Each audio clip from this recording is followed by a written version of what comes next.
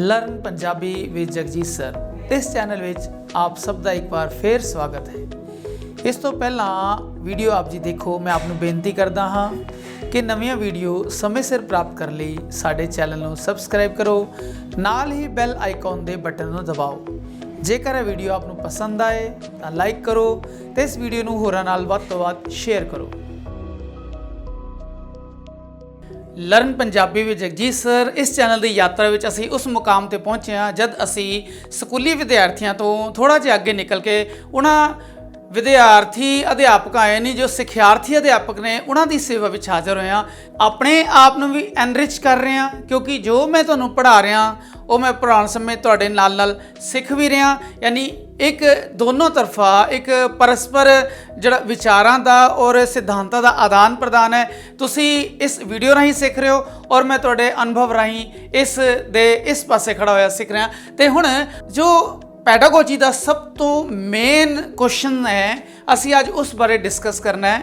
यह जो main question और बहुत कहते वजनी क्वेश्चन है, आगमन ते निगमन विधि सिक्ख्या की किहड़ी हुंदी है। ज़्यादातर इसनूं अवॉइड किया जाता, मैं कई पुस्तकों में देखा है भी आगमन ते निगमन नूं इन्ना वजन है, पर कई जमातों में कई क्लासां में और कई पुस्तकों में आगमन ते निगमन विधि नूं बहुत ज़्यादा फोकस नहीं किया जाता, परंतु आगमन और निगमन विधि बहुत ही ज़्यादा महत्वपूर्ण है, इंपोर्टेंट है। इस करके असी अज की स्पैशल वीडियो विच सिक्ख्या की आगमन विधि यानी इंडक्टिव मैथड और सिक्ख्या की निगमन विधि यानी डिडक्टिव मैथड इन्हां दोनों बारे गल करते हैं। तो जो साडा पैडागोजी ऑफ लैंग्वेज डेवलपमेंट है यानी भाषा का सिक्ख्या शास्त्र है, उस विच बहुत इंपोर्टेंट क्वेश्चन के तौर पर तुहानूं आ सकता है। हुण जदों असी वारी वारी गल करते हैं, असी टैली बना ली है, एक सारणी बना ली है, असी बराबर के पॉइंट्स लिखे ने, उन बराबर के पॉइंट्स ने सानू पता लगेगा भी आगमन विधि जिहड़ी है उहदे की गुण ने, की लाभ ने, की दोष ने। जिहड़ी निगमन विधि है डिडक्टिव मैथड है उहदे की गुण ने और की लाभ ने और की हानियां ने। हुण असी पहले पॉइंट पर आने भी जो आगमन विधि है, आगमन विधि का जो जन्म था तो उसनूं अरस्तू नूं मन्निया जांदा है, एरिस्टोटल नूं मन्निया जांदा है। एक यूनानी दार्शनिक है जिसने अज तो हज़ारां साल पहले यूनान यानी ग्रीस के अंदर इस, क्योंकि वो बहुत बड़ा अध्यापक दार्शनिक सी, इस करके अपने सिखियार्थियों नूं अपने उसने विद्यार्थियों नूं इन्हां दोहां विधियां राही ही ज्ञान दिता। वो ज्ञान का इन्ना विशाल भंडार सी, जिस तरह के विद्यार्थी उस कोल आंदे सी वो आगमन ते निगमन विधि यानी दोनों जो विधियां ने आगमन विधि और निगमन विधि इंडक्टिव मैथड और डिडक्टिव मैथड यह दोनों का जन्मदाता अरस्तू नूं मन्निया गया है। परंतु जो आगमन विधि है उसनूं डैकन नाम के एक दार्शनिक विद्वान ने अगे वधाया और कई लोग यह भी मनते हैं जो संस्कृत विच व्याकरण का जन्मदाता है आचार्य पाणिनी, उसने निगमन विधि की शुरुआत की सी। पर जो तुहाडियां पुस्तकां ने उस विच इस विधि का जो जन्मदाता है वो अरस्तू नूं मन्निया जांदा है। इसदा मतलब दोनों जो विधियां ने वो अरस्तू ने सब तो पहले ईजाद कीतियां, उसका प्रयोग किया और सफल अध्यापन किया। इस गल ते तुसीं दृढ़ रहना है। तो डैकन भी याद कर सकते हो, इधर पाणिनी भी याद कर सकते हो व्याकरण के तौर पर, परंतु मेन जो तुहाडा मुद्दा है वो अरस्तू ही रहना चाहिए। सिंपल आगमन यानी कुछ आ रहा है, आ रहा है मतलब कोई सिद्धांत बन रहा है, कोई सिद्धांत का निर्माण हो रहा है, वो आ रहा है। तो हुण जदों असीं आगमन विधि की गल करते हैं तो जो आगमन विधि है उदाहरण तो नियम वाल जाती है। पहले प्रयोग किए जाते हैं, उन्होंने प्रयोगों द्वारा फिर परिभाषा बनती है। मैं जमात में गया, मैं बच्चे नूं खड़ा किया, दस बेटा तेरा नाम की है, उसने अपना नाम दस्या। फिर मैं दूजे ने पूछा बेटे तेरा नाम की है, फिर एक कुड़ी नूं खड़ा किया विद्यार्थी उन्होंने अपना नाम दस्या, फिर मैं अपना नाम दस्या, फिर मैं दस्या भी यह जो तेरा नाम मेरा नाम ओहदा नाम है ना, यह किसी व्यक्ति विशेष के नाम ने, इसनूं असीं कहने आ खास नाम। इस तरह मैं उन्होंने बच्चों नूं उत्तेजित करके यानी उन्होंने रुचि पैदा करके हुकिंग सिस्टम का इस्तेमाल करके उन्होंने यह दस्या भी जो खास नाम है वो की होंदा है। पहले मैं उसनूं क्रिएट किया, माहौल नूं क्रिएट किया, पहले मैं उदाहरण दिते, फिर मैं नियम वाल आ गया भी किसी विशेष व्यक्ति के नाम थां या वस्तु के विशेष नाम नूं असीं खास नाम आखते हैं। इस तरह उदाहरण तो जो शुरू होके किसी सुदृढ़ सिद्धांत तक गल पहुँचती है वो आगमन यानी हौली हौली आ के एक सिद्धांत बन रहा है। उस तो बाद जिहड़ा ਨਿਗਮਨ ਵਿਧੀ ਹੈ ਇਸ ਦਾ ਉਲਟਾ ਚੱਲਦਾ। ਇੱਥੇ ਉਦਾਹਰਣ ਦੇ ਕੇ ਨਿਯਮ ਵੱਲ ਜਿਹੜਾ ਸੀ ਯਾਤਰਾ ਕੀਤੀ ਗਈ ਸੀ। ਇੱਥੇ ਪਹਿਲੇ ਨਿਯਮ ਦੱਸਿਆ ਜਾਂਦਾ ਹੈ, ਉਸ ਤੋਂ ਬਾਅਦ ਉਸਦੇ ਐਗਜ਼ਾਮਪਲ ਦੱਸੇ ਜਾਂਦੇ, ਜਿੱਦਾਂ ਕਿ ਅਸੀਂ ਅਗਲੀ ਗੱਲ 'ਚ ਦੱਸਾਂਗੇ। ਇਹ ਜੋ ਨਿਯਮ ਹੈ ਇਹ ਵਿਆਕਰਣ ਵਿੱਚ ਜਿਹੜੇ ਇਹ ਮੇਨ ਇਹ ਗੱਲ ਦੱਸਣ ਵਾਲੀ ਹੈ, ਇਹ ਛੋਟੀਆਂ ਕਲਾਸਾਂ ਲਈ ਬਹੁਤ ਉਪਯੋਗੀ ਹੈ। ਜਦੋਂ ਬੱਚੇ ਦਾ ਗਿਆਨ ਬੜਾ ਥੋੜਾ ਹੈ, ਬੜਾ ਮੁੱਢਲਾ ਹੈ ਔਰ ਬਹੁਤ ਬੇਸਿਕ ਜਿਹਾ ਗਿਆਨ ਹੈ, ਤਾਂ ਫਿਰ ਜੇ ਅਸੀਂ ਆਗਮਨ ਵਿਧੀ ਦੀ ਵਰਤੋਂ ਕਰਦੇ, ਜਦੋਂ ਬੱਚਾ ਥੋੜਾ ਮੈਚਿਓਰ ਹੁੰਦਾ ਹੈ, ਉਹਦਾ ਸ਼ਬਦ ਭੰਡਾਰ ਵੱਧ ਜਾਂਦਾ ਹੈ, ਉਹਦੇ ਹੋਰ ਗਿਆਨ ਵਿੱਚ ਵਾਧਾ ਹੋ ਚੁੱਕਾ ਹੁੰਦਾ, ਉਹ ਮੈਚਿਓਰ ਹੁੰਦਾ ਹੈ ਮਾਨਸਿਕ ਤੌਰ ਤੇ, ਤਾਂ ਫਿਰ ਅਸੀਂ ਇਸ ਵਿਧੀ ਦਾ ਜਿਹੜਾ ਨਾ ਪ੍ਰਯੋਗ ਕਰਦੇ ਹਾਂ। ਹੁਣ ਜੋ ਇਹ ਦੱਸ ਸਕਦੇ ਹਾਂ ਕਿ ਜੋ ਆਗਮਨ ਵਿਧੀ ਹੈ ਇਸ ਨੂੰ ਜ਼ਿਆਦਾਤਰ ਪ੍ਰਾਇਮਰੀ ਸੈਕਸ਼ਨਸ ਵਿੱਚ ਜਾਂ ਛੋਟੀਆਂ ਜਮਾਤਾਂ ਵਿੱਚ ਜ਼ਿਆਦਾ ਪ੍ਰਯੋਗ ਕੀਤਾ ਜਾਂਦਾ ਹੈ, ਪਰ ਜਦੋਂ ਬੱਚਾ ਵੱਡੀਆਂ ਜਮਾਤਾਂ 'ਚ ਪਹੁੰਚਦਾ ਫਿਰ ਇਹ ਆਗਮਨ ਵਿਧੀ, ਕਿਉਂਕਿ ਇਸ ਦੇ ਅੱਗੇ ਗੁਣ ਦੋਸ਼ ਵੀ ਦੱਸਾਂਗੇ, ਤੇ ਜੋ ਇਹ ਨਿਗਮਨ ਵਿਧੀ ਇਹ ਜ਼ਿਆਦਾ ਕਾਰਗਰ ਹੋ ਜਾਂਦੀ, ਕਿਉਂਕਿ ਵੱਡੀਆਂ ਜਮਾਤਾਂ ਵਿੱਚ ਬੱਚੇ ਕੋਲ ਬਹੁਤ ਸਾਰਾ ਬੇਸਿਕ ਗਿਆਨ ਪਹਿਲੇ ਤੋਂ, ਯਾਨੀ ਜੋ ਉਸਦਾ ਪ੍ਰਾਇਰ ਗਿਆਨ ਹੈ ਉਹ ਬਹੁਤ ਜ਼ਿਆਦਾ ਵੱਧ ਚੁੱਕਿਆ ਹੁੰਦਾ। ਇਸ ਕਰਕੇ ਉਸ ਗਿਆਨ ਨੂੰ ਆਧਾਰ ਲੈ ਕੇ ਫਿਰ ਅਸੀਂ ਵੱਡੀਆਂ ਜਮਾਤਾਂ ਵਿੱਚ ਨਿਗਮਨ ਵਿਧੀ ਦਾ ਪ੍ਰਯੋਗ ਕਰ ਸਕਦੇ ਹਾਂ। ਦੂਸਰੀ ਗੱਲ ਹੈ, ਤੀਸਰੀ ਗੱਲ ਅਸੀਂ ਦੇਖੀਏ ਮਨੋਵਿਗਿਆਨਿਕ ਵਿਧੀ ਹੈ, ਕਿਉਂਕਿ ਇਹ ਬੱਚਿਆਂ ਦੇ ਮਨ ਨੂੰ ਆਧਾਰ ਬਣਾ ਕੇ, ਬੱਚਿਆਂ ਦੀ ਸਰਲ ਔਰ ਸਹਿਜ ਬੁੱਧੀ ਨੂੰ ਆਧਾਰ ਬਣਾ ਕੇ ਉਹਨਾਂ ਦੀ ਮਾਨਸਿਕ ਵਿਕਾਸ ਦੇ ਆਧਾਰ ਨਾਲ ਆਪਣੇ ਸਿਧਾਂਤ ਦਾ ਕ੍ਰੀਏਸ਼ਨ ਕਰਦੇ, ਉਸ ਦਾ ਨਿਰਮਾਣ ਕਰਦੀ ਹੈ। ਇਸ ਕਰਕੇ ਜੋ ਆਗਮਨ ਵਿਧੀ ਹੈ ਇਸ ਨੂੰ ਮਨੋਵਿਗਿਆਨਿਕ ਵਿਧੀ ਕਿਹਾ ਜਾਂਦਾ ਹੈ। ਪਰੰਤੂ ਕਿਉਂਕਿ ਇਹ ਮਨੋਵਿਗਿਆਨਿਕ ਵਿਧੀ ਹੈ, ਇਸ ਦਾ ਉਲਟਾ ਹੈ ਨਿਗਮਨ ਵਿਧੀ, ਕਿਉਂਕਿ ਇਸ ਵਿੱਚ ਬੱਚੇ ਦੇ ਕੈਲੀਬਰ, ਬੱਚੇ ਦੀ ਸਮਰੱਥਾ, ਬੱਚੇ ਦੇ ਮਾਨਸਿਕ ਸਤਰ ਦਾ ਧਿਆਨ ਰੱਖੇ ਬਿਨਾਂ ਜੋ ਮੈਂ ਕਲਾਸ ਵਿੱਚ ਜਾ ਕੇ ਇੰਪੋਜ਼ ਕਰਨਾ ਹੈ, ਜੋ ਕਲਾਸ ਵਿੱਚ ਮੈਂ ਜਾ ਕੇ ਪੜ੍ਹਾਉਣਾ ਹੈ, ਅਸੀਂ ਉਸ ਨੂੰ ਆਧਾਰ, ਯਾਨੀ ਇਹ ਅਮਨੋਵਿਗਿਆਨਿਕ ਵਿਧੀ ਹੈ। ਇਹ ਜਿੱਥੇ ਵਿਦਿਆਰਥੀ ਕੇਂਦਰਿਤ ਹੈ, ਯਾਨੀ ਵਿਦਿਆਰਥੀਆਂ ਨੂੰ ਆਧਾਰ ਬਣਾ ਕੇ, ਵਿਦਿਆਰਥੀਆਂ ਦੇ ਕੈਲੀਬਰ ਨੂੰ, ਵਿਦਿਆਰਥੀਆਂ ਦੀ ਸਮਰੱਥਾ ਨੂੰ ਆਧਾਰ ਬਣਾ ਕੇ ਗੱਲ ਕਰਦੀ ਹੈ, ਉੱਥੇ ਤੱਕ ਗਿਆਨ ਪਹੁੰਚਾਉਂਦੀ ਹੈ। ਪਰ ਇਹ ਜੋ ਵਿਧੀ ਹੈ ਨਿਗਮਨ ਵਿਧੀ, ਇਹ ਅਧਿਆਪਕ ਕੇਂਦਰਿਤ ਹੈ। ਹੁਣ ਤੱਕ ਅਸੀਂ ਪੜ੍ਹਿਆ ਬਈ ਜੋ ਆਗਮਨ ਵਿਧੀ ਉਹਦਾ ਜਨਮਦਾਤਾ ਵੀ ਅਰਸਤੂ ਹੈ, ਪਰੰਤੂ ਕਹਿੰਦੇ ਵੀ ਡੈਕਨ ਨੇ ਉਸ ਨੂੰ ਅੱਗੇ ਵਧਾਇਆ, ਤੇ ਇੱਥੇ ਜੋ ਨਿਗਮਨ ਵਿਧੀ ਦਾ ਜਨਮਦਾਤਾ ਉਹ ਅਰਸਤੂ ਨੂੰ ਮੰਨਿਆ ਜਾਂਦਾ।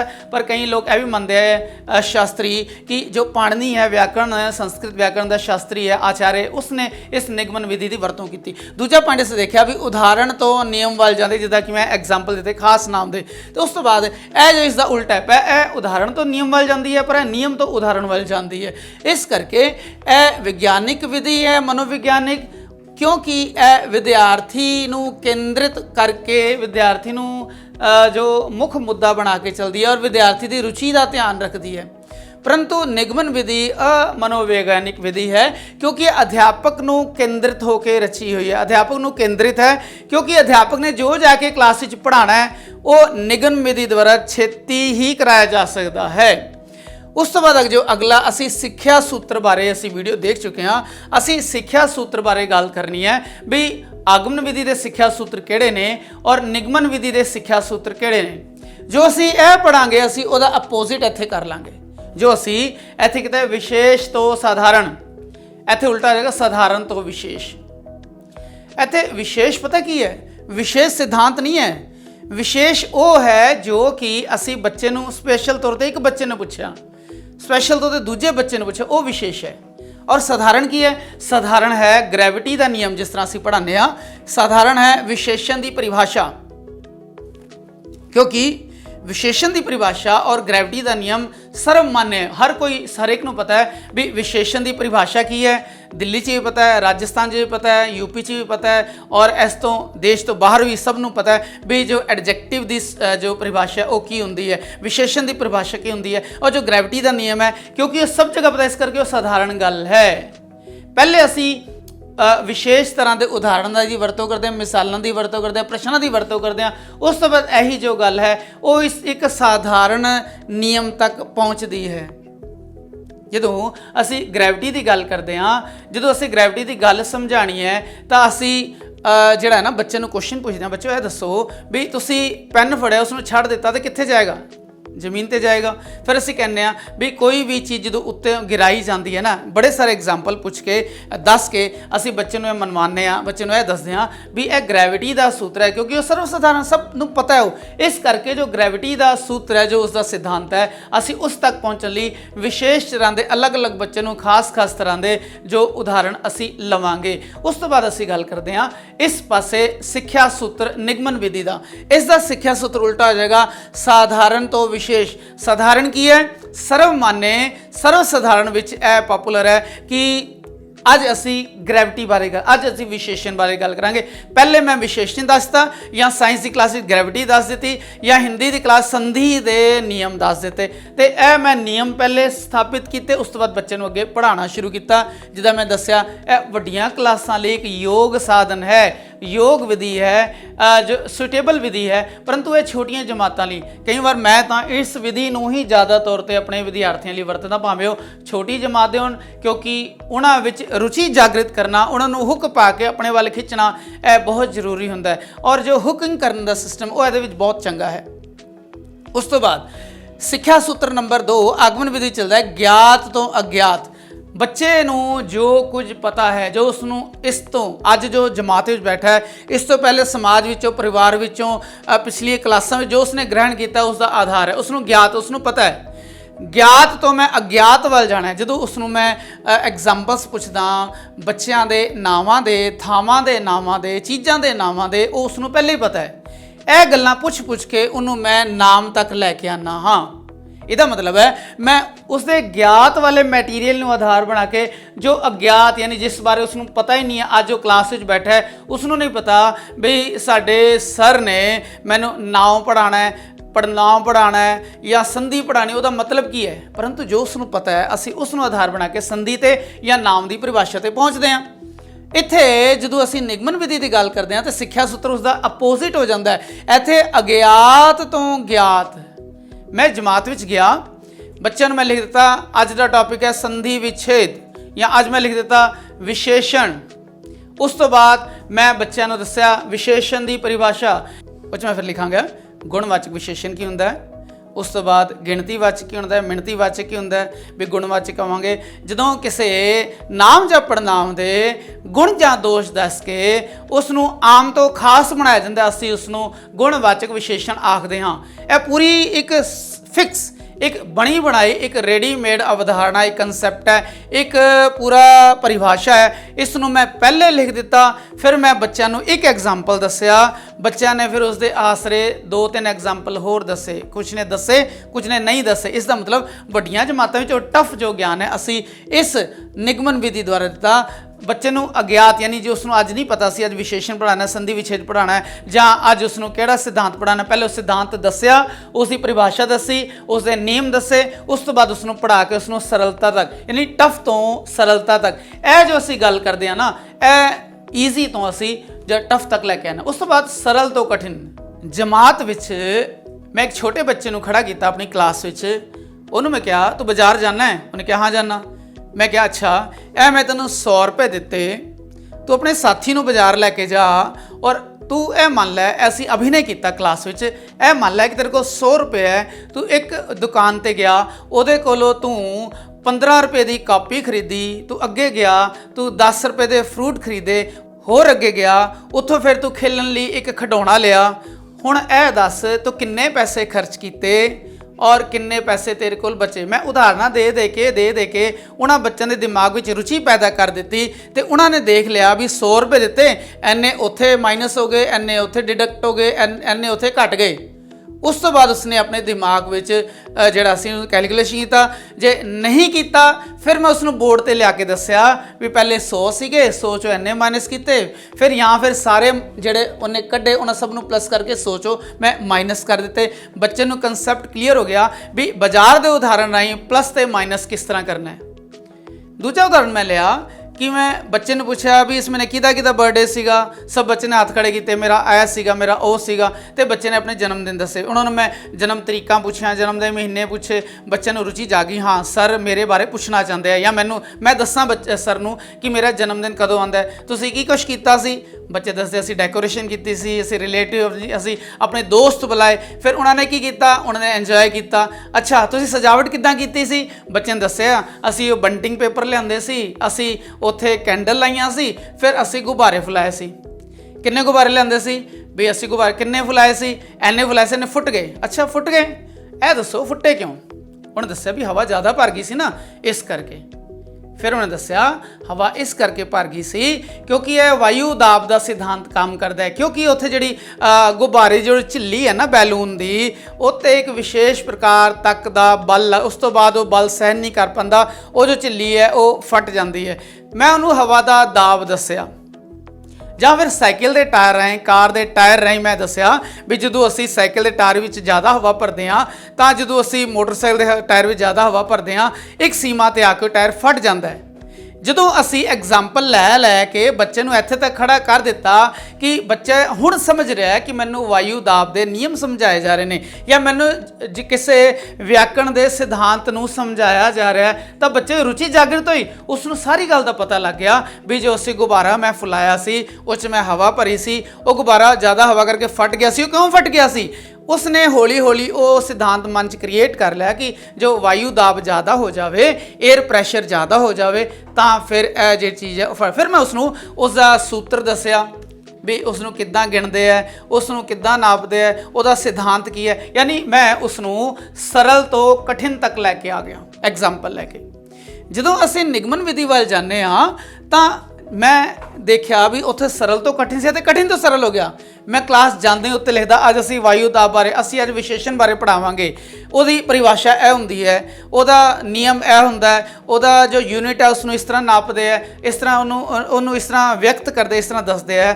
फिर बच्चे दे सामने असीं अनेक तरह के उदाहरण ले, वो उदाहरण पहले तो फिक्स सी जो मैं लिखे हुए सी अपने लैसन प्लान ते, और वो जिहड़ियां सारियां गल्लां सी वो पहले तो फिक्स सी। इसनों निगमन विधि कहा जाता है। इस करके कठिन तो सरल वाल जाती है। पहले प्लस माइनस उसनों जिद्दां सुनी गल की बाजार जाण दी, असीं उसनों प्लस माइनस बारे दसता भी असीं इस तरह रकम लिखते हैं, वड्डी रकम उपर लिखते हैं, माइनस करते हैं, नहीं होंदी तो असीं कैरी करते हैं, इस तरह सारा सिद्धांत उस दस्या। फिर बच्चे ने छोटे छोटे प्रश्न दिते, बच्चे ने छोटे छोटे प्रश्नों नूं इस विधि के आधार पर हल करना शुरू किया। कुछ ने किया, कुछ नहीं कर सके। इसका मतलब जो निगमन विधि है वो इस तरह सिद्धांत तो सरलता वाल जाती है, कठिन तो सरलता वाल। फिर मैं उसमें लिख दिता साइंस की जमात है, मैं वायु दाब एयर प्रैशर बारे लिख दिता, उसकी परिभाषा लिख दी, उसका यूनिट लिख दिता, उसका सूत्र लिख दिता। इस तरह बच्चे ने उसनों समझा और रट लिया, उसनों रट लिया। कल नूं वो भुल भी सकता है, कोई गारंटी नहीं। ठीक है। उस तो बाद असी अगले सूत्र की, इत्थे असीं सूत्रां की गल करें, सिक्ख्या सूत्र असीं 8 तरह के शायद मेरे ख्याल पिछले वीडियो कीते सी। हुण यह जो चौथा पॉइंट है पूर्व ज्ञान तो नवीन ज्ञान, जिहदा ज्ञात तो ज्ञात वाल सी, बच्चे नूं पिछलियां छोटियां जमातां विच व्याकरण की समझ थोड़ी बहुत आ चुकी है, उसने आम नाम खास नाम कर लिया है। उस तो बाद उसनों अगे नहीं पता भी नाम तो पता है किसी व्यक्ति वस्तियां थां दे नाम नूं नाम आखदे, उसनों यह तो पता है भी हवा दे की काम हुंदे है, हवा जिहड़ी है वो चलदी है तो सानूं सुख दिंदी है, हवा इन्हां चीज़ां 'च जिहड़ी काम आंदी है, सब उसनों पहला दा ज्ञान पता है। उन्होंने सरल ज्ञान तो पता है हवा बारे या व्याकरण के सिद्धांत सिंपल तो पता है, परंतु उसनों टफ नहीं पता, अगे उसनों द्रव्यवाचक संज्ञा नहीं पता, या फिर उसनों वस्तुवाचक जड़ा नाम नहीं पता, या फिर उसनों यह नहीं पता कि निजवाचक पड़नाम की है, निश्चयवाचक पड़नाम की है, अनिश्चयवाचक पड़नाम की है। उन्होंने जिहड़ा उहदा पूर्व ज्ञान सी उस तो आधार बना के असी बॉटम तो लैके उसनों अप तक लैके आए, यानी उसनों हेठों लैके उसनों विकसित करते करते आपां पहुँचे नवीन ज्ञान वाल। असी उसनों नाम के आधार पर उसनों पड़नाम का ज्ञान दे दिता। फिर असी इसी कहांगे भी ये बॉटम तो अप तक गया, यानी पूर्व ज्ञान तो असी नवीन ज्ञान उसनों दिता। परंतु जो असी निगमन विधि वाल जावांगे तो सानू पता लगे सिक्ख्या सूत्र बदल गया। क्यों बदल गया? क्योंकि नवीन तो फिर पूर्व ज्ञान वाल आ गया, नवीन तो पूर्व ज्ञान वाल आ गया। जो उसनों अज जाते ही असी नवीन ज्ञान देता और फिर उसनों पता लगा भी अज मैं पड़नाम पढ़े ने जां मैं विशेषण पढ़े है। हाँ, एदा जो आधार है वो मेरे पहले पढ़ी जमात के नाम तो ही पैदा होया है। इस तरह बच्चा नवीन ज्ञान तो पूर्व ज्ञान तक असी लैके आंदा। हुण सिक्ख्या सूत्र तो बड़े सारे जो असी इत्थे सिक्ख्या सूत्र देखे, इत्थे सिक्ख्या सूत्र जिहड़े है वो अपोजिट हो जाणगे। अगला जो पॉइंट है साडा फिर असीं देखते हैं आगमन विधि के दो भेद ने। आगमन विधि के दो भेद ने, एक तो सहयोग विधि है। सहयोग विधि की है भी मैं पंजाबी का एक पाठ खोल के बैठा, उस कहानी है, कहानी पढ़ाते पढ़ाद्या विच आ गया अखाण, ओ दिन डुब्बा जद घोड़ी चढ़िया कुब्बा, बच्चे नूं समझ ही नहीं आया।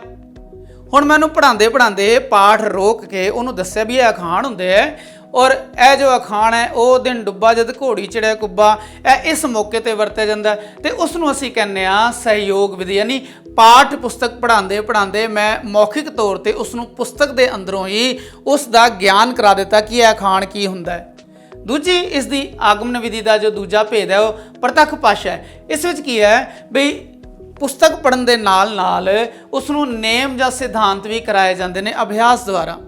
उस विच असीं देखते हाँ कि उस जो वाक रचना है ना, जिद्दां उस वाक चल रहा है पाठ पुस्तक पंजाबी की पाठ पुस्तक विच, उत्थे कुछ तरह के वाक ने। एक वाक ने साधारण वाक ने, एक ने प्रश्निक वाक ने जिस कोई प्रश्न पूछा जा रहा है, एक ने विस्मिक वाक जिस हैरानी दुख गमी इस तरह के भाव आते हैं, एक होर तरह के जोड़े वाक ने। असी जो वो चैप्टर पढ़ाते गए तो उस चैप्टर में वो जो सिद्धांत सी वाकां दे असी वो भी नाल समझा दिते और उसका अभ्यास भी करा दिता। अच्छा हुण तुसी खड़े होवो, तुसी यह दसो भी प्रश्निक सिद्धांत, मैं क्या तुहाडा की नाम है, यह प्रश्नवाचक है। हुण तुसी दसो भी इस वर्गा कोई होर कोई तुहानूं पता च की कौन कदों किवें यह वाले शब्द आते होण, फिर बच्चे सारे हत्थ खड़ा करते हो दसदे आ हाँ जी सर सानूं यह पता है। इहदा मतलब असीं प्रतख भाषा सिद्धांत भाषा दे नाल प्रतख भाषा विधि दे नाल उसनूं आगमन विधि के राही दस दिता भी यह भाषा के नियम ने। जो असी निगमन विधि में देखते हैं तो साढ़े कोल फिर दो भेद है। एक तो सूत्र विधि है, असी जानद्या ही फार्मूला लिख दिता और फार्मूले के आधार पर असी उसनूं पढ़ाना शुरू कर दिता। इनू सूत्र विधि कहते, फार्मूला विधि कहते हैं। इसे सूत्र याद करा दिता जाता है और फिर उसका अभ्यास कराया जाता है। उसनूं जिद्दां असी संधि विच्छेद के सूत्र है असी दसदे हां भी जो मुक्ता है जो आदि मात्रा ना वो अगे जाके आदि मात्रा जिसका पुस्तक और आला, पुस्तक कक्का जड़ा मुक्ता है और आला वो जड़ा आड़ा कन्ना लगा ना वो जड़ा है ना वो जड़ा दीर्घ स्वर है। जो असी उसनूं मिलाते हैं तो पुस्तकाला वो जो आ है वो कक्के नाल लग जाता है, नवा वर्ड मिल गया, नवा शब्द मिल गया पुस्तकाला। इसका मतलब असी सूत्र लिख दिता सी उत्ते और बच्चे ने फिर उत्थे जड़े होर जो शब्द सी वो बनाने शुरू हुए। किसी ने कहा पुस्तकाला, किसी ने फिर गलत दस्या, उन्होंने दस्या नहीं इत्थे देखो ए मुक्ता है और इत्थे कन्ना लगा है, दोनों मिक्स करांगे तो मात्रा बन जाएगी, मुक्ते दे नाल आदि मात्रा बन जाएगी। इस तरह संधि दे असी उसनूं होर नेम भी याद करा दिते। असी पहले जाके सूत्र यानी फार्मूला संधि विच्छेद का लिख दिता या साइंस का या गणित का फार्मूला लिख दिता। असी उसनूं प्रमेय समझा दी भी यह जो प्रमेय जो थ्योरम है इसका यह फार्मूला है, इसनूं सिद्ध करो, मान लो लेट, उसनूं लेट करा के उसनूं फार्मूला लिखाया, बच्चे ने उसके आधार पर उसनूं सरल करना, उसका आंसर कढ़ लिया। इसका मतलब है सूत्र विधि, पहले सूत्र लिख दिता, उस सूत्र के आधार पर उसने हल कर दिता। गणित दीआं पुस्तकां विच यह फार्मूला यह विधि बहुत वरती जाती है। सब तो पहले उपर फार्मूला जरूर बच्चों को रटाया जाता है ताकि रटे रटाए फार्मूले के आधार पर अगला क्वेश्चन वो सहजे कर सकन। फिर जो वेरीएशन वो अंदर जो बदलाव होंगे हैं असीं उहदे बारे पहले दस दिंदे हां। जे यह वाला पॉइंट इत्थे आ गया तो तू फिर इसनूं इस तरह हल करना है। बच्चे उसनूं अपने मन में रट के उसनूं बिठा के फिर सूत्र विधि के नाल फार्मूला मैथड के नाल उसनूं सॉल्व कर लेंदे हैं, ईजी हो जाता है। अगला जो भेद है पाठ पुस्तक विधि है। जिस तरह इसे दस्या सी भी पाठां विचों ही जो नियम ने वो लभ के ते बच्चे नूं उन्हां दी अभ्यास कराया जाता है, उन्हां दे प्रयोग कराए जाते हैं और बच्चा उसनूं अंडरस्टैंड उसनूं जान लैंदा है कि इस सूत्र का जो हल है वो यह वाला है। इसदा मतलब आगमन ते निगमन विधि नाड़ों नाल चलदियां और दोनों विधियां जिहड़ियां वो प्रमाणित ने सिक्ख्या के खेत्र विच। हुण असीं अगला जड़ देखते हैं भी आगमन विधि जो इंडक्टिव मैथड है सिक्ख्या दा एजुकेशन का ਉਹਦੇ की लाभ ने और जो दूजी निगमन विधि है ਉਹਦੇ जो डिडक्टिव मैथड ਉਹਦੇ की लाभ ने। पहले असी आगमन विधि बारे लिखते हैं भी जो आगमन विधि है असी बच्चे नूं एक विचार देता वायु दा बारे या विज्ञान दे बारे, उस विचार ते वो जिहड़े बच्चे ने ना अपनी अपनी राय अपने अपने विचार पेश करते हैं। जो बच्चे उस जिहड़ा ਵਿਸ਼ੇਸ਼ ਤੋਂ ਸਧਾਰਨ, ਗਿਆਤ ਤੋਂ ਅਗਿਆਤ, ਸਰਲ ਤੋਂ ਕਠਿਨ ਵੱਲ ਜਾਂਦੇ, ਪੂਰਵ ਗਿਆਨ ਤੋਂ ਨਵੀਨ ਗਿਆਨ ਵੱਲ ਜਾਂਦੇ ਨੇ ਤੇ ਬੱਚਾ ਸਮੱਸਿਆ ਨੂੰ ਖੁਦ ਸੁਲਝਾਉਣਾ ਸਿੱਖ ਜਾਂਦਾ। ਉਹ 'ਚ ਇੱਕ ਮੈਚੁਰਿਟੀ ਆਫ ਮਾਈਂਡ ਆ ਜਾਂਦੀ ਹੈ, ਯਾਨੀ ਉਸ ਨੂੰ ਮਾਨਸਿਕ ਪੱਧਰ ਤੇ ਵਿਕਾਸ ਹੁੰਦਾ ਹੈ। ਇਸ ਕਰਕੇ ਸਮੱਸਿਆ ਖੁਦ ਬ ਖੁਦ ਸੁਲਝਾਉਣੀ ਉਸ ਨੂੰ ਆਦਤ ਪੈ ਜਾਂਦੀ ਹੈ। ਦੂਜੀ ਗੱਲ ਹੈ, ਜਦੋਂ ਉਹ ਬੱਚਾ ਸਭ ਬੱਚਿਆਂ ਵਿੱਚ ਸ਼ਾਮਲ ਹੋ ਕੇ ਜਵਾਬ ਦਿੰਦਾ ਹੈ ਔਰ ਜਦੋਂ ਦੇਖਦਾ ਹੈ ਕਿ ਮੇਰੇ ਦੁਆਰਾ ਆਨਸਰ ਨਿਕਲ ਰਿਹਾ ਹੈ ਔਰ ਮੈਨੂੰ ਯਾਦ ਹੋ ਗਿਆ, ਤੇ ਬੱਚੇ ਵਿੱਚ ਸੈਲਫ ਕੌਨਫੀਡੈਂਸ ਯਾਨੀ ਆਤਮ ਵਿਸ਼ਵਾਸ ਬਹੁਤ ਵੱਧ ਜਾਂਦਾ ਹੈ। ਉਸ ਤੋਂ ਬਾਅਦ ਉਸ ਨੂੰ ਪੱਕਾ ਪਕਾਇਆ ਨਹੀਂ ਮਿਲਦਾ। ਜਿੱਦਾਂ ਇੱਥੇ ਪੱਕਾ ਪਕਾਇਆ ਮਿਲ ਗਿਆ, ਫਾਰਮੂਲਾ ਲਿਖਤਾ, ਹੁਣ ਤੁਸੀਂ ਇਹ ਸਵਾਲ ਕਰਤਾ, ਇਹਦੇ ਆਧਾਰ ਤੇ 10 ਸਵਾਲ ਹੋਰ ਕਰਕੇ ਲਿਆਓ। ਇੱਥੇ ਪੱਕਾ ਪਕਾਇਆ ਨਹੀਂ ਮਿਲਦਾ, ਬੱਚੇ ਨੂੰ ਖੁਦ ਮਿਹਨਤ ਕਰਨੀ ਪੈਂਦੀ ਹੈ। ਆਗਮਨ ਵਿਧੀ ਵਿੱਚ ਬੱਚੇ ਦੀ ਮਨੋਵਿਗਿਆਨ ਦੇ ਆਧਾਰ ਤੇ ਪੜਾਇਆ ਜਾਂਦਾ ਹੈ, ਬੱਚੇ ਦੀ ਰੁਚੀ ਜਾਗਰਿਤ ਕੀਤੀ ਜਾਂਦੀ ਹੈ, ਪੱਕਾ ਪਕਾਇਆ ਦਿੱਤਾ ਜਾਂਦਾ। ਹੁਣ ਜਿਹੜਾ ਬੱਚਾ ਉਹ ਆਤਮ ਵਿਸ਼ਵਾਸੀ ਹੋ ਗਿਆ, ਉਹਨੂੰ ਮਿਹਨਤ ਕਰਨੀ ਪਈ। ਔਰ ਸਭ ਤੋਂ ਵੱਡੀ ਗੱਲ, ਉਸਨੇ ਜੋ ਨਰਸਰੀ ਵਿੱਚ ਪੜ੍ਹਿਆ, ਜੋ ਪਹਿਲੀ, ਦੂਜੀ, ਤੀਜੀ, ਚੌਥੀ, ਪੰਜਵੀਂ ਪੜ੍ਹਿਆ, 8ਵੀਂ ਤੱਕ ਪੜ੍ਹਿਆ, ਉਹ ਸਾਰਾ ਉਸ ਨੂੰ ਹਮੇਸ਼ਾ ਯਾਦ ਰਿਹਾ। ਜਿਹੜੇ ਪਹਾੜੇ, ਜਿਹੜੇ ਟੇਬਲਸ ਮੈਨੂੰ ਆਪਣੀ ਜਮਾਤ ਵਿੱਚ 5ਵੀਂ ਤੱਕ ਉੱਚੀ ਉੱਚੀ ਚੀਕਾਂ ਮਰਵਾ ਕੇ ਚੀਕਾਂ ਮਰਵਾ ਕੇ ਯਾਦ ਕੀਤੇ ਸੀ, ਸਿਰਫ 12 ਤੱਕ ਕਰਾਏ ਸੀ। ਮੈਨੂੰ 12 ਤੱਕ ਪਹਾੜੇ ਆਉਂਦੇ, 13ਵਾਂ ਆਏ ਨਹੀਂ, ਕਿਉਂਕਿ ਮੈਨੂੰ ਉਹ ਜਿਹੜਾ ਅਭਿਆਸ ਸੀ ਨਾ ਛੋਟੀ ਜਮਾਤ ਵਾਲਾ, ਜਿਸ 'ਚ ਮੈਨੂੰ ਜਿਹੜਾ ਸੀ ਨਾ ਸਮੱਸਿਆ ਸੁਲਝਾਣੀ ਹੁੰਦੀ ਸੀ, ਮਿਹਨਤ ਕਰਾਈ ਗਈ ਸੀ, ਆਤਮ ਵਿਸ਼ਵਾਸ ਜਗਾਇਆ ਗਿਆ ਸੀ, ਉਹ 12 ਤੱਕ ਬਣਿਆ। ਇੱਦਾਂ ਹਰੇਕ ਦੇ ਜੀਵਨ 'ਚ ਇਸ ਤਰ੍ਹਾਂ ਹੁੰਦਾ ਹੈ, ਜਿਹੜੀਆਂ ਚੀਜ਼ਾਂ ਉਸਨੇ ਪ੍ਰਾਇਮਰੀ, ਮਿਡਲ ਜਾਂ ਸੀਨੀਅਰ ਸੈਕੰਡਰੀ ਸਕੂਲ ਸਿੱਖ ਲਈਆਂ, ਉਹ ਜਿਹੜੀਆਂ ਚੀਜ਼ਾਂ ਉਸਨੂੰ ਤਾ ਉਮਰ ਸਾਰੀ ਜ਼ਿੰਦਗੀ ਯਾਦ ਰਹਿੰਦੀਆਂ। ਅਗਲੀ ਗੱਲ ਹੈ, ਇਹ ਹਮੇਸ਼ਾ ਯਾਦ ਰਹਿੰਦੀ ਹੈ। ਤੇ ਵਿਆਕਰਣ ਲਈ ਹੈ ਜੋ ਹੈ ਨਾ, ਨਿਗਮਨ ਵਿਧੀ ਛੋਟੀਆਂ ਜਮਾਤਾਂ 'ਚ ਬਹੁਤ ਜ਼ਿਆਦਾ ਲਾਹੇਵੰਦ ਹੈ, ਬਹੁਤ ਜ਼ਿਆਦਾ ਸਫਲ ਹੈ। ਜਦੋਂ ਅਸੀਂ ਲਾਭ ਦੇਖਦੇ ਹਾਂ ਨਿਗਮਨ ਵਿਧੀ ਦੇ ਡਿਡਕਟਿਵ ਮੈਥਡ ਦੇ, ਫਿਰ ਸਾਨੂੰ ਪਤਾ ਲੱਗਦਾ ਹੈ ਵੀ ਇਸ ਵਿੱਚ ਘੱਟ ਸਮਾਂ ਲੱਗਦਾ ਹੈ। ਇਸ ਵਿੱਚ ਤਾਂ ਸਮਾਂ ਬਹੁਤ ਲੱਗਦਾ ਹੈ, ਇਸ ਵਿੱਚ ਘੱਟ ਸਮਾਂ ਲੱਗਦਾ ਹੈ, ਨਤੀਜੇ ਛੇਤੀ, ਕਿਉਂਕਿ ਕਲਾਸ ਵਿੱਚ ਜਾਂਦੇ ਹੀ ਮੈਂ ਫਾਰਮੂਲਾ ਲਿਖ ਦਿੱਤਾ, ਬੱਚੇ ਨੂੰ ਅਵਧਾਰਣਾ ਕਨਸੈਪਟ ਸਮਝਾ ਦਿੱਤਾ ਔਰ ਬੱਚੇ ਨੇ ਨਤੀਜਾ ਕੱਢ ਲਿਆ। ਗਣਿਤ ਵਿੱਚ, ਵਿਗਿਆਨ ਵਿੱਚ ਔਰ ਜੋ ਐਡਵਾਂਸ ਗ੍ਰਾਮਰ ਹੈ, ਅਗੇਰੀ ਵਿਆਕਰਣ, ਉਸ ਵਿੱਚ ਬਹੁਤ ਕਾਮਯਾਬ ਹੈ ਇਹ ਨਿਗਮਨ ਵਿਧੀ। ਉਸ ਤੋਂ ਬਾਅਦ ਅਸੀਂ ਗੱਲ ਕਰਦੇ ਹਾਂ ਹਾਨੀਆਂ ਦੀ, ਇਸ ਦੀਆਂ ਕਮੀਆਂ ਕੀ ਰਹਿ ਜਾਂਦੀਆਂ। ਆਗਮਨ ਵਿਧੀ ਮਨੋਵਿਗਿਆਨਿਕ ਵਿਧੀ ਹੈ, ਇਹ ਤੁਹਾਨੂੰ ਪਤਾ ਲੱਗ ਗਿਆ। ਇਸ ਵਿੱਚ ਸਹਿਜੇ ਗਿਆਨ ਕਰਾਇਆ ਜਾਂਦਾ ਹੈ, ਵਿਸ਼ੇ ਇਹ ਸੂਤਰਾਂ ਦੀ ਗੱਲ ਕਰਨੀ ਹੈ, ਫਿਰ ਸਹਿਯੋਗ ਕਰਾਇਆ ਜਾਂਦਾ ਹੈ, ਇਹਦੇ ਲਾਭ ਦੱਸਦੇ। ਹੁਣ ਇਹ ਦੱਸਣਾ ਹੈ ਵੀ ਇਹਦੇ ਵਿੱਚ ਨਾ ਸਮਾਂ ਬਹੁਤ ਲੱਗਦਾ। ਜਦੋਂ ਮੈਂ ਕਿਸੇ ਸਿਧਾਂਤ ਤੱਕ ਪਹੁੰਚਣਾ ਹੈ ਤੇ ਮੈਨੂੰ 10 ਬੱਚਿਆਂ ਨੂੰ ਸਵਾਲ ਕਰਨੇ ਪੈਂਦੇ ਆ ਔਰ 10 ਬੱਚੇ ਤੋਂ ਬਾਅਦ ਮੈਂ ਉਸ ਸਿਧਾਂਤ ਤੇ ਪਹੁੰਚਦਾ। ਇਸ ਦਾ ਮਤਲਬ ਸਮਾਂ ਬਹੁਤ ਲੱਗਦਾ ਹੈ ਔਰ ਖਰਚਾ ਵੀ ਹੁੰਦਾ ਹੈ। ਕਈ ਵਾਰ ਮੈਨੂੰ ਚਾਰਟ ਬਣਾਉਣੇ ਪੈਂਦੇ, ਕਈ ਵਾਰ ਮੈਨੂੰ ਮਾਡਲ ਬਣਾਉਣੇ ਪੈਂਦੇ ਆ ਤਾਂ ਕਿ ਬੱਚਿਆਂ ਨੂੰ ਉਹ ਸਾਰੀ ਗੱਲ ਸਮਝ ਆ ਜਾਵੇ, ਉਸ ਜਗ੍ਹਾ ਤੇ ਪਹੁੰਚ ਜਾਣ। ਇਸ ਕਰਕੇ ਸਮਾਂ ਬਹੁਤ ਲੱਗਦਾ ਹੈ, ਖਰਚਾ ਵੀ ਹੋ ਜਾਂਦਾ ਹੈ। ਇਸ ਵਿੱਚ ਸਾਨੂੰ ਬਹੁਤ ਅਭਿਆਸ ਕਰਾਉਣਾ ਪੈਂਦਾ ਬੱਚਿਆਂ ਨੂੰ ਔਰ ਇਹ ਬਹੁਤ ਧੀਮਾ ਮੈਥਡ ਹੈ ਤਾਂ ਬਹੁਤ ਕਾਰਗਰ, ਹੈ ਤਾਂ ਬਹੁਤ ਮਨੋਵਿਗਿਆਨਿਕ, ਹੈ ਤਾਂ ਬਹੁਤ ਐਕਸੈਪਟੇਬਲ, ਪਰੰਤੂ ਇਹ ਧੀਮਾ ਪ੍ਰੋਸੈਸ ਹੈ, ਇਹਦੀ ਸਲੋ ਪ੍ਰੋਸੈਸ ਹੈ। ਪਰੰਤੂ ਜਦੋਂ ਇੱਥੇ ਅਸੀਂ ਪਹੁੰਚਦੇ ਹਾਂ, ਇਸ ਵਿੱਚ ਕੀ ਹਾਨੀ ਹੈ ਵੀ ਬੱਚੇ ਨੂੰ ਰੱਟਣ ਤੇ ਜ਼ੋਰ ਦਿੱਤਾ ਜਾਂਦਾ। ਪਹਿਲੇ ਬੱਚੇ ਨੂੰ ਰਟਾਇਆ ਜਾਂਦਾ, ਫਾਰਮੂਲਾ ਸੂਤਰ ਰਟਾਇਆ ਜਾਂਦਾ ਹੈ ਔਰ ਜੇ ਰੱਟੇਗਾ ਤੇ ਜ਼ਾਹਿਰ ਹੈ ਕਿ ਭੁੱਲ ਜਾਏਗਾ। ਇਸ ਕਰਕੇ ਰੱਟਿਆ ਹੋਇਆ ਅਗਲੀ ਜਮਾਤ ਵਿੱਚ ਭੁੱਲ ਸਕਦਾ, ਅਗਲੇ ਸਾਲ ਭੁੱਲ ਸਕਦਾ, ਅਗਲੇ ਸੈਕਸ਼ਨ 'ਚ ਜਾ ਕੇ ਭੁੱਲ ਸਕਦਾ, ਉਸਨੂੰ ਅਗਲੇ ਪੱਧਰ ਤੇ ਜਾ ਕੇ ਭੁੱਲ ਸਕਦਾ ਤੇ ਰੱਟਾ ਹੋਇਆ ਛੇਤੀ ਭੁੱਲ ਜਾਂਦਾ ਹੈ। ਤੇ ਇਹ ਜੋ ਮੈਥਡ ਹੈ ਸਿਰਫ ਹੁਸ਼ਿਆਰ ਵਿਦਿਆਰਥੀਆਂ ਲਈ ਹੈ। ਜਿਹੜੇ ਬੱਚੇ ਸਧਾਰਨ ਨੇ ਜਾਂ ਨਿਮਨ ਸਧਾਰਨ ਬੱਚੇ ਨੇ, ਆਮ ਸਧਾਰਨ ਬੱਚੇ ਜ਼ਿਆਦਾਤਰ ਕਲਾਸਾਂ ਵਿੱਚ ਹੁੰਦੇ ਨੇ, ਉਹਨਾਂ ਲਈ ਇਹ ਜੋ ਨਿਗਮਨ ਵਿਧੀ ਹੈ ਇਹ ਜ਼ਿਆਦਾ ਕਾਰਗਰ ਨਹੀਂ ਹੋ ਪਾਉਂਦੀ। ਸਾਨੂੰ ਇਹ ਛੱਡ ਕੇ ਫਿਰ ਆਗਮਨ ਵਿਧੀ ਵੱਲ ਆਉਣਾ ਹੀ ਪੈਂਦਾ ਹੈ। ਇਸ ਦਾ ਮਤਲਬ ਹੈ ਵੀ ਹਾਨੀ ਹੈ ਇਸ ਦੀ ਕਿ ਸਿਰਫ ਹੁਸ਼ਿਆਰ ਵਿਦਿਆਰਥੀ ਇਸ ਨੂੰ ਪੜ੍ਹ ਸਕਦੇ ਨੇ ਔਰ ਇਹ ਅਮਨੋਵਿਗਿਆਨਿਕ ਹੈ। ਬੱਚਿਆਂ ਦੀ ਰੁਚੀ ਨਾਲ ਕੋਈ ਲੈਣਾ ਦੇਣਾ ਨਹੀਂ ਹੈ। ਬੱਚਿਆਂ ਦੇ ਰੁਚੀ ਜਾਗਰਤ ਉਤਸ਼ਾਹ ਵਧਾਉਣ ਤੋਂ, ਉਹਨਾਂ ਦੇ ਜੋ ਉਹਨਾਂ ਕੋਲ ਪਹਿਲੇ ਉਹਦਾ ਗਿਆਨ ਪਿਆ ਹੋਇਆ ਉਸ ਵੱਲ ਇਸ ਦਾ ਕੋਈ ਲੈਣਾ ਦੇਣਾ ਨਹੀਂ। ਇਸ ਕਰਕੇ ਮਨੋਵਿਗਿਆਨਿਕ ਵਿਧੀ ਹੈ। ਮੈਨੂੰ ਆਸ ਹੈ ਆਪ ਜੀ ਨੇ ਇਹਨਾਂ ਦੋਹਾਂ ਆਗਮਨ ਤੇ ਨਿਗਮਨ ਵਿਧੀ ਯਾਨੀ ਇੰਡਕਟਿਵ ਮੈਥਡ ਤੇ ਡਿਡਕਟਿਵ ਮੈਥਡ ਬਾਰੇ ਜਾਣ ਲਿਆ ਹੋਵੇਗਾ। ਆਪ ਜੀ ਨੂੰ ਇਸ ਬਾਰੇ ਕੋਈ ਵੀ ਸਵਾਲ ਹੋਣ ਤਾਂ ਆਪ ਜੀ ਮੈਨੂੰ ਜ਼ਰੂਰ ਪੁੱਛ ਸਕਦੇ ਹੋ। ਇਸ ਬਾਰੇ ਅਸੀਂ ਬਾਅਦ 'ਚ ਵੀ ਵਿਚਾਰ ਸਾਂਝੇ ਕਰਾਂਗੇ ਔਰ ਇਸ ਬਾਰੇ ਜੋ ਮੈਟੀਰੀਅਲ ਹੈ ਉਹ ਵੀ ਤੁਹਾਨੂੰ ਉਪਲਬਧ ਕਰਾਇਆ ਜਾਏਗਾ। ਇਸ ਦੇ ਨਾਲ ਹੀ ਮੈਨੂੰ ਆਸ ਹੈ ਆਪ ਜੀ ਇਸ ਪ੍ਰਸ਼ਨ ਨੂੰ ਆਪਣੇ ਮਨ ਵਿੱਚ ਜ਼ਰੂਰ ਚੰਗੀ ਤਰ੍ਹਾਂ ਬਿਠਾਓਗੇ। ਇਸ ਦੇ ਸਾਰੇ ਉੱਤਰ ਤੁਸੀਂ ਟੈਲੀ ਦੇ ਆਧਾਰ ਤੇ ਯਾਦ ਕਰਨੇ ਨੇ ਔਰ ਜਦੋਂ ਤੁਸੀਂ ਇਸ ਪ੍ਰੀਖਿਆ ਨੂੰ ਪਾਸ ਕਰਕੇ ਅਧਿਆਪਕ ਬਣ ਜਾਓਗੇ ਤਾਂ ਫਿਰ ਇਹ ਜੋ ਦੋਨੋਂ ਆਗਮਨ ਤੇ ਨਿਗਮਨ ਵਿਧੀਆਂ, ਭਾਵੇਂ ਮੈਨੂੰ ਇਹ ਵਿਧੀ ਬਹੁਤ ਅੱਛੀ ਲੱਗਦੀ ਹੈ परंतु मैनूं यह विधि वरतनी पैंदी है। यह विधि मैं कित्थे तक वरतां कि मेरी कामयाब रहे, और यह विधि मैं कदों वरतां, कदों इसनूं इग्नोर करां, कदों इसनूं अखों परोखे करां। यह तुसीं जदों जमात विच जाओगे, जदों बच्चे रुचि लैना शुरू करें, तुहानूं पता लगेगा भी इस जमात विच मैनूं यह विधि की वरतों जरूरी है। इस करके आगमन ते निगमन विधियां एक जमात विच इक्को अध्यापक द्वारा वरत के चेंज कर करके वरतियां जांदियां ने, और इसलिए मैं आप जी नूं बड़ियां शुभकामना दिंदा हाँ कि आप छेती इस परीक्षा नूं पास करके बच्चों के सामने खड़े होकर यह सारियां विधियां अपने मन विच धारण करके बच्चों नूं लोड़ींदा ज्ञान देण दी जिंदगी नूं सफल करो।